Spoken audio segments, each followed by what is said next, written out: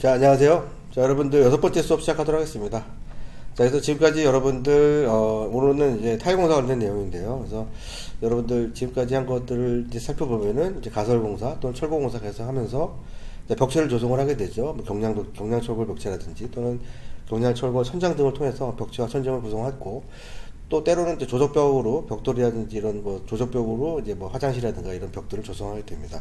자, 그러고 나서는 이제 마감재를 이제 붙여야 되는데, 자, 오늘은 이제 마감재를 붙이는 것 중에서 이제 대표적 화장실이라든가 또는 물이라든지 또 이런 화장실 또는 뭐 불을 사용하는 그런 주방이라든지 이런 데 사용하는 이제 마감재가 대표적인 마감재가 타일 공사이죠. 자, 그래서 여러분들 그 타일 공사에 대해서 살펴볼 텐데, 자, 먼저 타일 공사 관련된 이제 뭐 우리가 복습도 할 거고 시공 관련된 타일 공사와 관련된 시공은 이제 복습 간단할 거고, 자, 타일 우리가 내역을 작성할 때 몇 가지 특성들이 있어요. 그래서 타일 공사 같은 경우는 기본적으로 자재 자체도 좀 무겁고 공사가 다른 뭐 마감 공정에 비해서 조금 오래 걸리는 편입니다. 아무래도 건식 공사 아니라 습식 공사이다 보니까. 그리고 공사하기 전에는 바탕 작업이라든가 이런 작업들이 미리 잘 되어 있어야지만 원활한 공정이 되고, 또 이제 다른 공사와 같이 타일 공사가 진행될 때 다른 공사 동시에 공사하기가 좀 어려운 부분이 있습니다. 그래서 타일 공사를 할 때는 그 부위에 그 공사 부위에 다른 공사는 이제 같이 병행 공사가 하기가 힘든 그런 특성을 가지고 있죠. 자, 그리고 타일 같은 경우는 또 자재가 좀 다른 자재에 비해서 뭐 비싼 편입니다. 그러니까 뭐 그래서 타일 같은 경우는 우리가 할증이라는 거 하는 거, 우리가 할증이라는 것도 간단하게 살펴볼 텐데, 우리가 여러분들 아마 적산 수업 시간에 할증과 관련된 내용도 봤을 거예요. 근데 특히 타일 같은 경우는 할증을 비교적 비교적 할증에 대해서 비교적 다른 자재에 비해서 할증률을 이제 좀 보는 특징이 있고, 할증을 인정을 하는 거죠. 할증을 통해서 자재가 아무래도 비싸다 보니까, 그리고 자재가 시공할 때 파손이라든가 또 운반할 때 이런 파손이라든지 또는 이런 것들이 있을 수 있기 때문에 우리가 할증을 우리가 본다는 특징이 있죠. 그래서 여러분들이 우리가 소요량으로 이제 우리가 물량을 뽑겠지만 반드시 우리가 그 내역서 작업할 때는 정밀량 말고 소요량으로, 제가 말을 잘못했네요. 우리가 정밀량으로 이제 도면을 통해서 뭐 물량을 이제 수량을 파악하겠지만, 우리가 이제 내역서를 작업할 때는 거기다 할증률을 포함한 소요량으로 우리가 내역서를 작성을 하게 됩니다. 정밀량과 소요량에 대한 거. 또 특징 중에 하나는 이제 인건비 같은 경우는 우리가 소요량을 또 쓰진 않아요. 정밀량으로 기준합니다. 이런 내용들을 이제 지금 설명하면 조금 이게 잘 이해가 안 될 부분도 있는데, 우리가 내역서를 작성하면서 이런 내용들에 대해서 이제 살펴보도록 할 거고, 또 타일 같은 경우는 또 이제 공제가 되는 부분들이 많죠. 아무래도 타일인 자재가 좀 비교적 단가가 높은 자재이다 보니까 이렇게 공제되어 있는 부분, 예를 들면 문이라든지 또는 뭐 욕실의 뭐 바닥면이라든지 이런 부분들은 반드시 공제를 해서 이제 작업을 하는 그런 특징을 가지고 있어요. 자, 그리고 또 여러분 6강 수업을 이렇게 진행을 할 타일 공사에 대해서 개략적으로 살펴봤고요. 그리고 이제 공지를 하면은, 자, 여러분들 아마 지금 이 수업이 나가고 나서 아마 저기 뭐 공지가 아마 갈 거예요, 따로. 그러니까 다음 주, 그러니까 오늘 여러분 방송하고 있는 이 주 말고 이 다음 주에는 수업을 월요일날 하지 않고 아마 그 주에 토요일날 오프라인으로 아마 시험을 보게 될 것 같아요. 그래서 여러분들도 그래서 아직 시간은 정해져 있지만 날짜만 정해져 있습니다. 그래서 우리가 수업 있는 주에 월요일 날이 아닌 토요일 날 오프라인으로 이제 시험을 아마 보는 걸로, 7강에서 8강에서 원래 중간고사를 보려고 했는데 아무튼 중간에 추석이 뜨고 해가지고 7강째 중간고사를 보는 것으로 이렇게 정리를 했습니다. 그래서 여러분들 중간고사 같은 경우는 뭐 다른 거 없어요. 수업에 여러분들 이제 실습했던 것처럼 주로 이제 도면을 보고 수량을 파악을 해서, 그리고 단가 같은 거를 찾아서 기입을 해가지고 실질적으로 내역서를 작성하는 그런 내용들로 여러분 수업을 진행될 거고, 뭐 경량 수업, 우리가 지금 수업했던 중에 대표적인 게 경량하고 그 다음에 조정 미장 방수, 그 다음에 오늘 배우는 타일 공사인데, 이 세 개 중에서 한 두 개 정도 공정을 이제 여러분 내역서 작성하는 시험으로 진행을 하는 걸로 그렇게 했으니까, 오늘 수업도 여러분들이 잘 들어서 준비를 해주기 바랍니다. 자, 그래서 이렇게 수업에 대해서 대략적으로 살펴봤고요. 그래서 여러분들 우리 시공에 대해서 오늘 간단하게 먼저 한번 살펴보도록 할게요. 시공 수업에 대해서. 여러분들 이제 타일에 대해서 대략적인 내용들을 한번 살펴보도록 하겠습니다. 자, 뭐 타일의 순서로는 여러분이 시공했던 거, 시공 수업에 들었던 것들을 그냥 복습한다고 생각하고 그냥 가볍게 보면 될 것 같아요. 타일 공사의 뭐 종류, 그다음에 뭐 부자재, 시공하는 방법, 뭐 하자라든가 뭐 이런 내용들에 대해서 살펴볼 건데, 뭐 타일의 어떤 그런 기본 개념이죠. 그래서 타일 같은 경우는 우리가 이제 주로 뭐 물이라든지 불이라든지 우리가 내부 방수성이라든지 보면 자, 내화라든지 또 방수성이 기본적으로 뛰어난 자재이죠. 그래서 우리가 옛날 같은 경우 이제 기화라든가 또는 이제 물을 끓일 때 보일도 해가지고 우리가 물을 끓여가지고 음식을 하는 경우도 있는데, 자, 그럴 때 우리가 주로 톡이라든지 이런 것들을 써왔습니다. 그래서 독이라든지 이런 것들도 우리가 지붕재로 쓰는 것들도 우리가 톡의 일종이죠. 그리고 그래서 내화성이라든가 불이라든지 또 물에 강한 그런 특성을 가지고 있고요. 그래서 뭐 외장재로도 많이 사용되고, 그리고 우리 주로 실내 공간에서는 주방이라든지 또 화장실 등 마감재로 많이 사용되고 있는 그런 자재라고 보면 될 것 같고요. 자, 그래서 뭐 타일의 특징들이 여기까지 있어요. 그래서 보면은 간략하게 살펴보면, 자, 뭐 아마 여러분 다 아실 거지만 그래도 한번 보겠습니다. 보통 이제 도자기라고 해가지고 도기하고 이제 자기가 있죠. 이제 도기질 타일 같은 경우는 보통 석회질 타일도 있죠. 그리고 토기도 있죠. 토기가 가장 뭐 오래된 주로 지붕재 쓰는 그런 기화 같은 것들이 토기에 해당되는 거고, 자, 도기질 같은 경우는 우리가 뭐 자기질보다 조금 낮은 온도에서 이제 만들어진 그런 도기이고, 특징으로는 다공질이죠. 다공질이기 때문에 자기질 타일 같은 경우는 조금 더 높은 온도에서 이제 구운 그런 치밀하고 흡수성이 없죠. 그래서 이 도기질 타일 같은 경우는 다공질이니까 아무래도 그 안에 물이 좀 침투할 확률이 높습니다. 그래서 이 바닥재로는 사용 안 한다는 거. 가장 큰 특징으로는 우리가 바닥재로는 도기질 타일을 쓰지 않죠. 도기질 같은 경우는 주로 화장실이라든지 이런 벽체에다가 이제 사용하게 되고, 우리가 쉽게 얘기하면 항아리 같은 생각하면 돼요. 항아리에다가 유약을 발라가지고 또는 그림을 그려서 그렇게 표현한 것이 도기질 타일이라고 보면 되고, 자, 자기질 타일 같은 경우는 그냥 높은 온도에서 도기질 타일보다 좀 높은 온도에서 만들어진 타일인데, 우리가 특징으로는 흡수율이 낮기 때문에 물이 들어갈 틈이 없는 거죠. 그래서 바닥 타일, 벽 타일, 뭐 모든 데다 다 써 있다는 거죠. 근데 왜 그러냐면, 단점이라면 도기질 타일은 좀 비쌉니다. 그래서 바닥에다가는 자기질 타일을 많이 깔고 저 벽체에다가는 도기질 타일을 많이 깔아왔죠, 지금까지는. 근데 좀 고급스럽게 우리가 디자인할 때는 뭐 벽체 바닥 할 거 없이 다 자기질 타일로 하기도 합니다. 근데 일반적으로는 이제 벽체에다가 도기질 타일 붙이고 바닥에다 자기질 타일 붙이고. 자, 요 도기질 타일과 자기질 타일의 이제 두 가지의 특성을 가진 게 척기질 타일이 있어요. 자, 요거는 주로 이제 외부에다가 이제 많이 쓰는 그런 특징을 가지고 있죠. 외부의 바닥용이라든지. 그 이제 뭐 특징을 보면은 뭐 무유 타일, 시유 타일 해가지고 유약을 좀 바르게 되죠.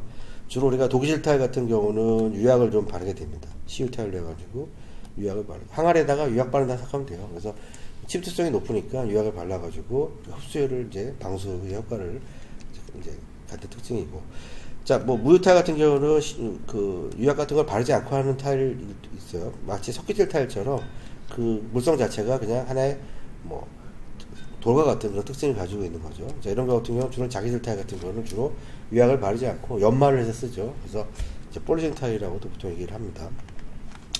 자, 뭐 건식 타일, 습식 타일 형태에 따라서 이렇게 나눠진다고 보면 될 것 같고요. 자, 넘어갑니다. 그래서 아까 봤던 것처럼 자, 특징적으로 보면 요게 이제 대표적으로 이제 자기질 타일이죠. 요거는 좀 보면은 요게 우리가 자기질 타일에다가 여기가 대석을 살짝 붙였어요.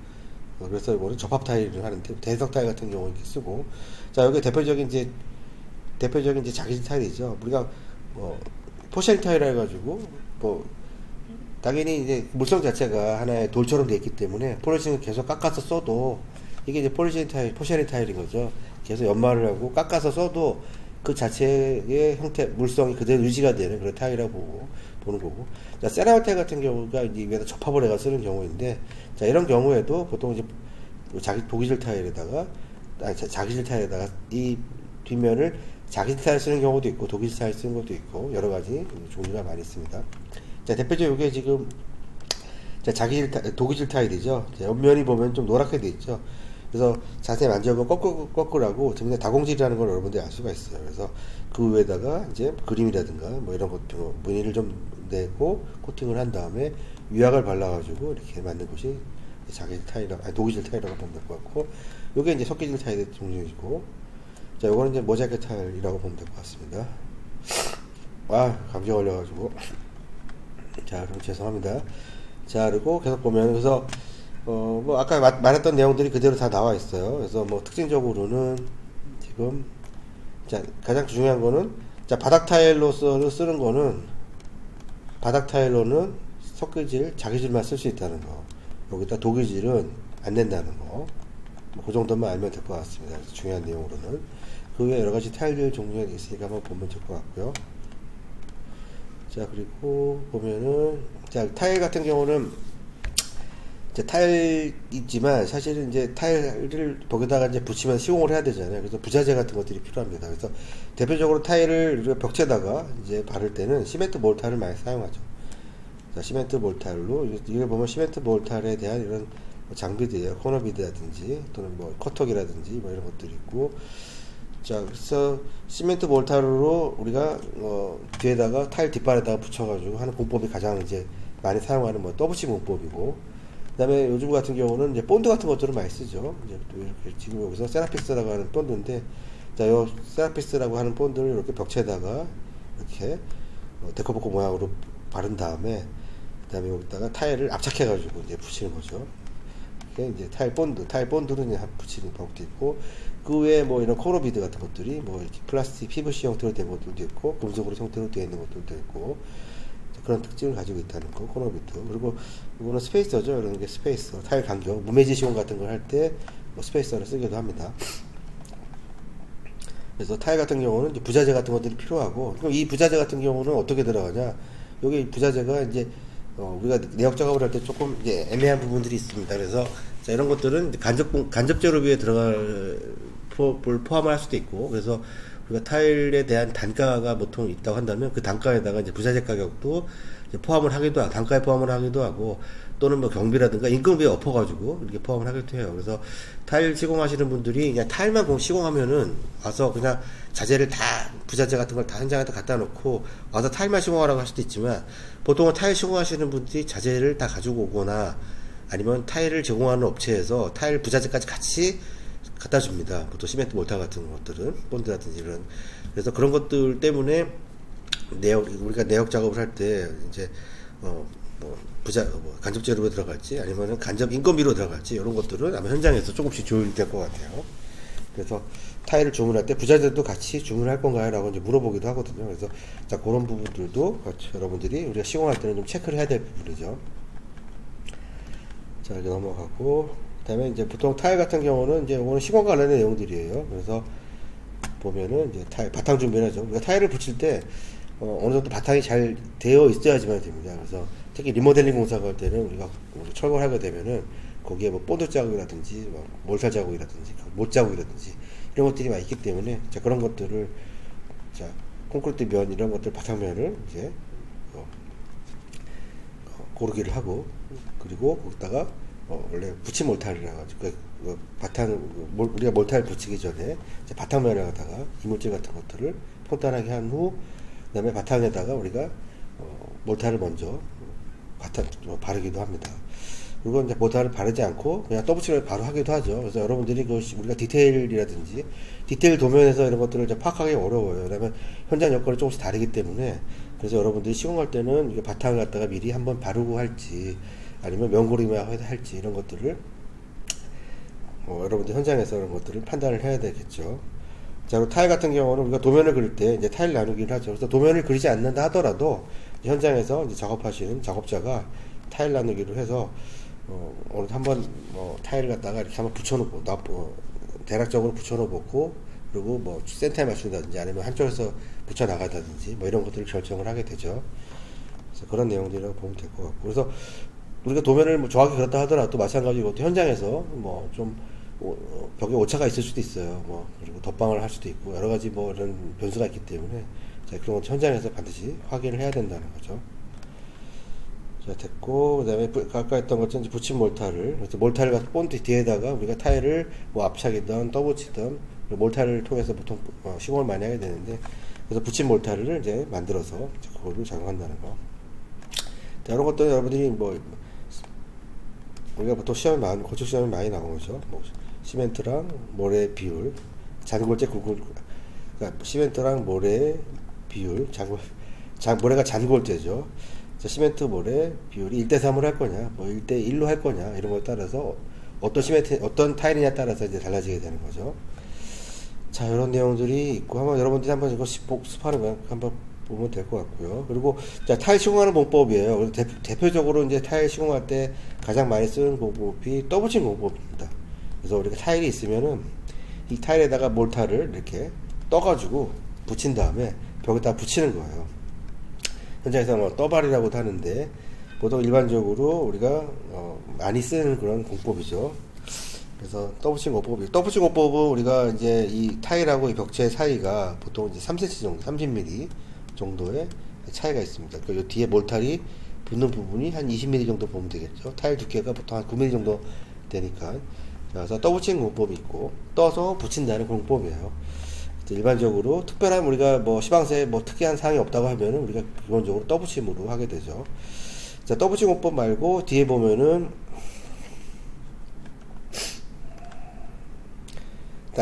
압착공법이 있네요. 그래서 압착공법을 살펴보면, 자, 압착공법은 우리가 타일 뒷면에 이렇게 요철이 있어요. 지그재그로 이렇게 요철들이 있는데, 자, 우리가 벽체에다가 먼저 붙입니다. 벽체에다가 몰타를 우리가 붙인 다음에, 그 다음에 우리가 타일을 압착해가지고, 이제 고무망치라든지, 또는 뭐 진동기를 통해서 눌러가지고 압착하면서 붙이는 겁니다. 압착공법이라고 하는데, 자, 이 압착공법의 특징이라고 하면, 여기 지금 그 몰탈 양이 압착해서 들어가니까, 뭐, 떠붙인 공법보다는 좀 적습니다. 그래서 실제로 우리가 내경에서 우리가 떠붙임 공법으로 하게 되면 3cm 정도 이제 차이 나지만, 압착 공법을 하면 뭐 15cm 정도, 1.5cm, 2cm이기 때문에 조금 더 내부 공간이 좀 늘어나는 그런 특징이 있죠. 자, 그리고 벽에다가도 이렇게 이제 몰타를 붙이고, 이 타일에다가도 이제 몰타를 붙여서 하는 방법도 있어요. 이건 계량 압착 공법이라고. 계량 압착 붙임 공법과, 그 다음에 그냥 일반 압착 공법이 있다는 거. 자, 그렇게 여러분들이 보면 될 것 같고요. 아이고, 어떻게 된 거야? 그래서 타일 시공하는 거는 여러분들 건식으로 하는 거. 이건 뭐 본드로 붙일 때 하는 방법이죠. 아까 우리가 봤던 뭐 세라픽스라고 하는 상품명인데, 자, 이런 것들은 그냥 벽체에다가 이제 건식으로. 이렇게 건식으로 붙일 때는 비교적 이 바탕면이 좀 이미 고르게 되어 있거나, 그래서 주로 리모델링 같은 걸 하거나, 리모델링을 해서 면 정리가 어느 정도 된 그런 벽체이거나, 아니면은 그냥 타일 위에다가 또 타일을 붙이는 경우도 있어요. 덧방이라고. 한 번 정도는 이제 가능한데, 자, 그런 경우에 우리가 이제 접착제 시공 공법으로 하기도 합니다. 자, 뭐 타일 실어할 때 뭐 주의사항 이런 거 보면 되고. 자, 그래서 여러분 요 고려사항을 한번 읽어보면 될 것 같고요. 자, 그리고 바닥에 시공하는 방법은 조금 다르죠. 바닥 시공할 때는 우리가 몰타를 댐비빔으로 해가지고 이렇게 댐비빔으로 한 몰타를 한 번에 붙여요.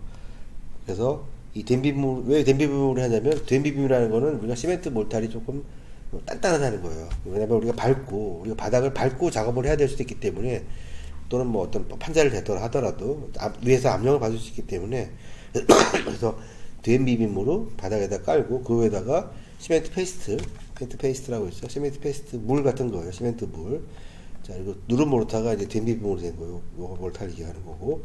자, 그래서 수평을 시멘트 페이스트를 붙여서 뿌린 다음에 그 위에다 타일을 그냥 얹히면, 그래서 뭐 고무망치로 살짝 두들기면은 바닥이 형성이 되는 거죠. 그래서 바닥 같은 경우는 특징이 댐비빔, 즉 시멘트 누런 몰타라고 되어 있는데, 보통 현장에서 이제 댐비빔이라고 합니다.